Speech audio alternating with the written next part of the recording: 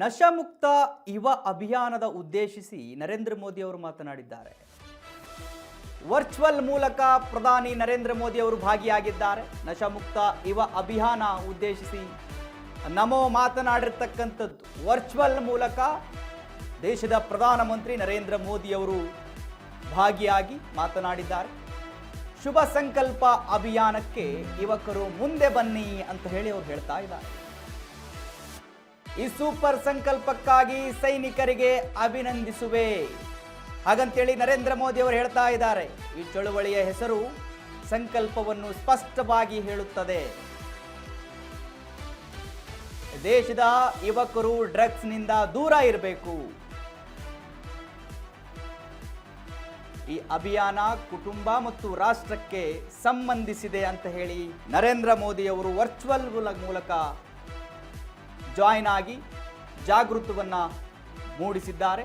ನೋಡಿ, ನಮ್ಮ ಯುವಕರು ಮತ್ತು ಅವರ ಕುಟುಂಬದವರು ಈ ನಶೆಯಿಂದ ದೂರ ಇರಬೇಕು. ಯುವಕರು ದೂರ ಇರಬೇಕು ಈ ನಶೆಯಿಂದ, ಡ್ರಗ್ಸ್ ನಶೆಯಿಂದ, ಯಾವುದೇ ನಶೆಯಿಂದ ಆದರೂ ಕೂಡ ದೂರ ಇದ್ದು ದೇಶದ ಏಳಿಗೆಗಾಗಿ ಮುಂದೆ ಬರಬೇಕು.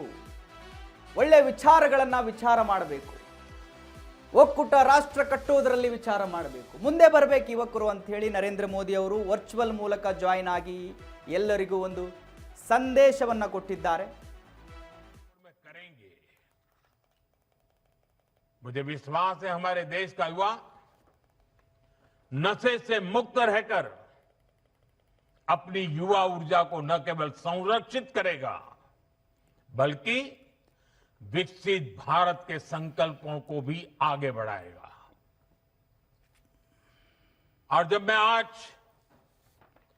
अनेक महान संतों को मेरे सामने देख रहा हूं, दूर से मैं मन से उनको प्रणाम करता हूं.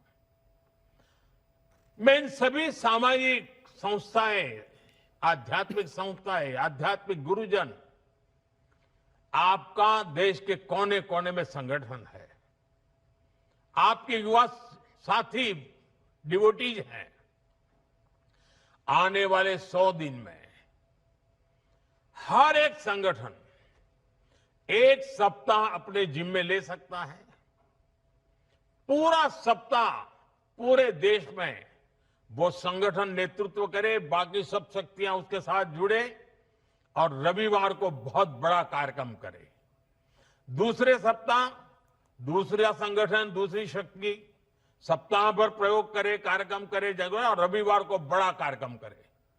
अगर 100 सप्ताह हमारे देश के ऐसे आध्यात्मिक, सामाजिक,